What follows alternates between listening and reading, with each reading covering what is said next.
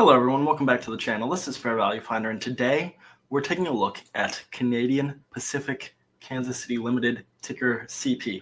I had mentioned in the last video that this is another stock owned by quite a few super investors. Some of the largest portfolios in the world own this company, so I wanted to take a look at it and see why and if it has a place in my portfolio. And honestly, I kind of think it does. And I'm noticing something about these super investor stocks. In the last 52 weeks, the stock has been down to 66.5, and our margin of safety of 30% puts the ideal price to get into the stock at 68.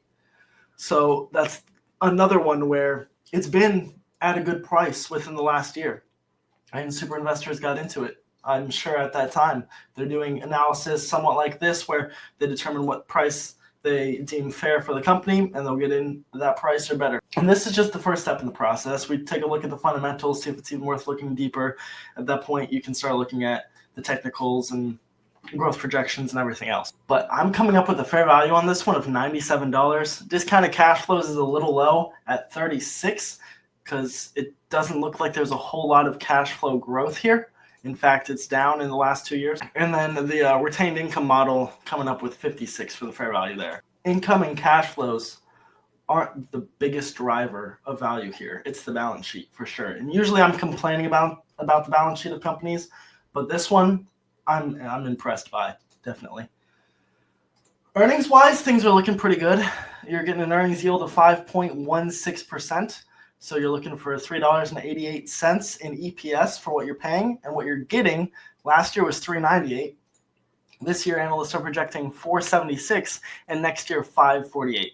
So EPS is looking really good for the next few years. Cash flow is 16.62 with an average of 21.5. So it was down a little bit. We see that on the margins as well.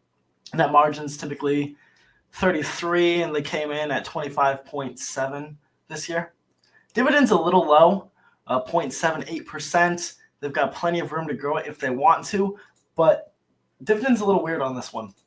When we go look at the metrics, you see down here the dividend values. So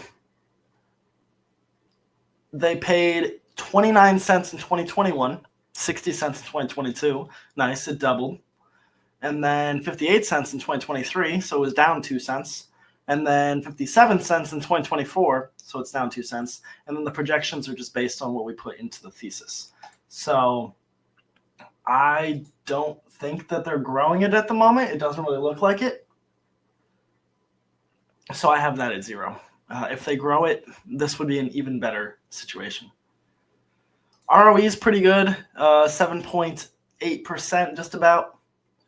Equity is completely fine. I mean, they have a lot of assets. That's a decent return on those assets. ROI maybe a little low, 4.7, and ROA 4.2. So these aren't incredible like we've seen on some stocks, but they're not awful. Gross margins, usually in the high 30s. That's where they're sitting at right now, just shy of 36%. PE ratio is currently 16.28. with an earnings growth rate of 15.13, which puts them at a price to earnings growth ratio of 1.08. And that's the closest to 1 that we've seen in a little bit. When you get down to more of the margin of safety, then the price to earnings growth would definitely show you that this is an undervalued stock. Right now, it's saying it's pretty close to a fair value. I mean, I wouldn't disagree. It depends on how you evaluate the company. On an earnings front, it's at a decent value, maybe a little undervalued. Cash flows are just a little low. I mean, dividend, because they don't raise it, they just hold it there. But the balance sheet is where the bulk of it's at. So when we get into our thesis, we see analysts are pretty bullish on this stock. 7% growth, 6.8% growth. So high 6s, around 7% seems to be what analysts are expecting out of them over the next few years. Share count is one thing where, I mean, it's not the end of the world. They're barely issuing shares, but I would really like to see them buying back shares or raising their dividend or something, rewarding shareholders. Cash flows, I'd like to see them get up higher, more towards the average. So that would have to outpace revenue growth. 8% would bring them to 17.4% over the course of the next 5 years. If you really want them to get back to what we've seen previously, you would need something probably 11 to 12% range. 12 brings them just shy of what we've seen out of them previously. And that gives them a whole, 0.2% for returns down here. So, it's nothing crazy. Asset growth, pretty consistent around 9%. Liabilities, 4, 6. So 5 is probably, so 5 is right in there in that range. Dividends we already touched on. I don't think that they're really growing it at the moment. Maybe in the future they will. Margins, they could probably do better than this to get back up towards their average. Like let's aim for a 30% margin over a 5-year period. So 3 brings you just about to there. And then what we're looking at today's value is some good market outperformance. It's undervalued at the moment and has growth in line with market returns. Just about 8% once you factor in the dividend. It could be a little bit higher. Really where you're going to make the differences with this share count. If they just bought back 0.14%. If they just bought back 0.14%, you see the boost that it gave down here, almost 0.3% boost.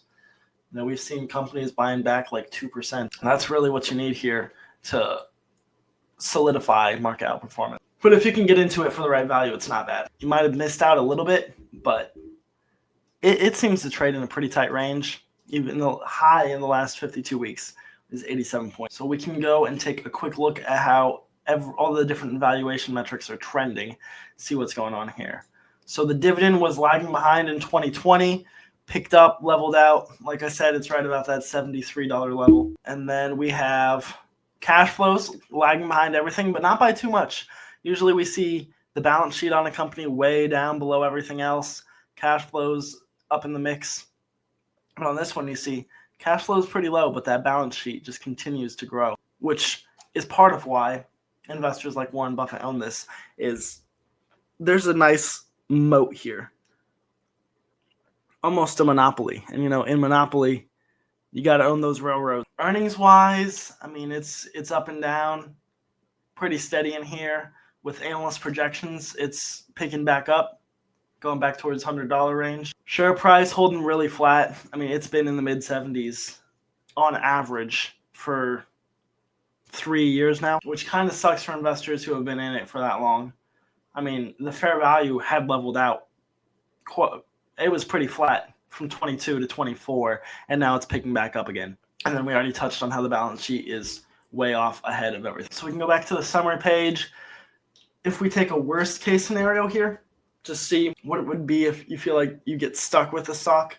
6.77 is the lowest we see here. Share count 0.16.